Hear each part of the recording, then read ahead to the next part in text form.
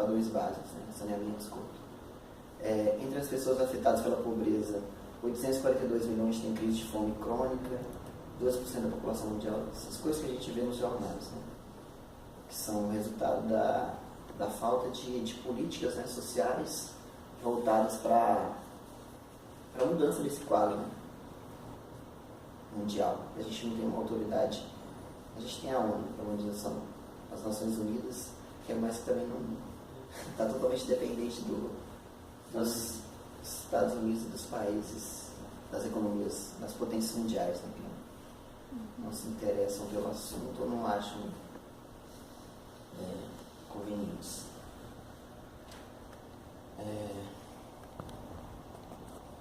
Aí aqui no finalzinho a gente tem um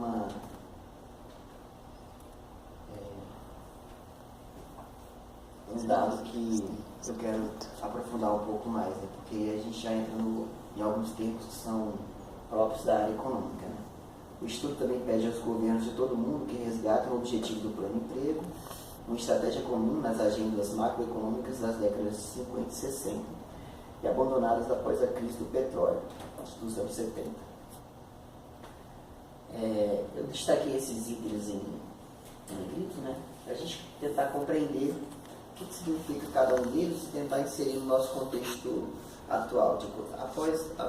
Daqui a pouco eu vou inserir no contexto da economia brasileira, né, que a gente está com o nível de desemprego crescente e devido à crise econômica, né?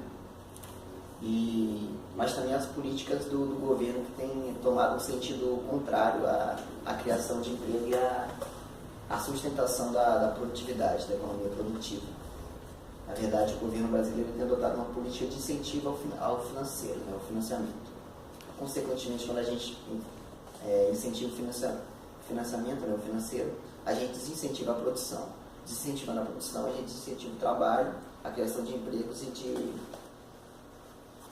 e o crescimento econômico, né? Mas eu vou explicar daqui a pouquinho. Mas só dando uma visão geral sobre o pleno emprego, né? Na teoria econômica clássica, né, até a década de 1929, porque depois de 1929 a gente teve uma quebra de um paradigma, né? Que foi a crise, alguém sabe o que é? A crise da Bolsa de Valores de Nova York, né? Após aquela crise, tudo que a gente sabia sobre economia, ele foi quebrado, né? Foi como se fosse um paradigma, né? O paradigma é algo que a gente conhece na nossa realidade e que quando a gente está dentro de um paradigma, dificilmente a gente vai conseguir enxergar algo que está fora desse paradigma. É como se eu estivesse olhando para cartas de um baralho e eu só conseguisse ver aquelas cartas de um baralho da forma como eu conheço. Se eu pegasse um set de espadas e pintasse ele de vermelho, provavelmente de início eu não compreenderia que teria algo errado, porque a minha tendência seria ver aquilo da forma como eu já tenho o costume de ver. A tendência de manter as coisas, de não ver as coisas além do meu escopo, do meu foco, entendeu? Então, a partir de 1929, né, a gente tem a quebra desse paradigma que foi proposto pelo inglês, o John Maynard Keynes, né? Que ele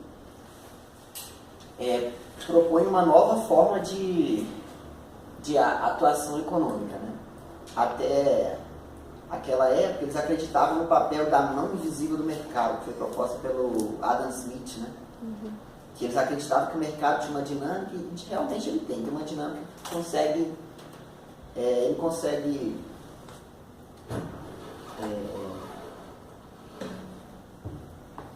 ele mesmo consegue sanar os problemas que são próprios da sociedade, desemprego, saúde, educação. A própria dinâmica do mercado, ela impõe essas soluções. O que não ficou estabelecido durante a crise econômica, porque o governo do presidente, esqueci esqueci o nome dele, mas o governo ele era totalmente adepto à política da mão invisível do mercado, da não intervenção. E ele não fez nada, ele achava que o mercado o próprio mercado ia encontrar a solução. O que não aconteceu, né? Passou 2, 3 anos, terminou o mandato dele e continuava aquela crise. A crise não sei se eu coloquei aqui, mas vou falar mais na frente. É uma crise de superprodução, né? A crise de 1929, logo após a Primeira Guerra Mundial, né? Os Estados Unidos se elevaram como potência mundial ao fornecer insumos e matérias-primas, né, para a reconstrução da Europa e dos países que foram afetados pela guerra.